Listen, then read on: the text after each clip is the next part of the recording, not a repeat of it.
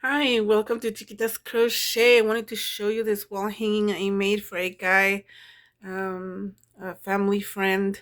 It's a picture of his little boys, and so I'm putting some sticky notes on the front. Very easy to make. You can use um, other kinds of methods, but I was thinking of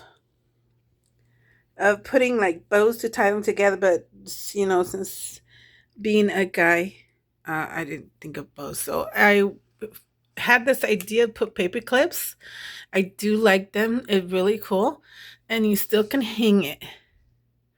I can do a tutorial. These pictures are just copy paper or cardstock paper, and I laminate them. You can see the shine that's been laminated.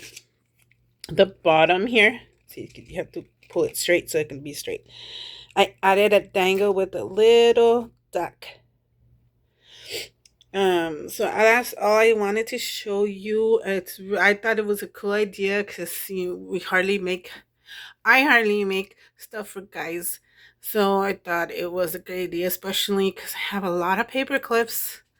There's a lot of different ways to make um, these, and I hope in the tutorial I can show you step by step. Bye. Thank you for watching.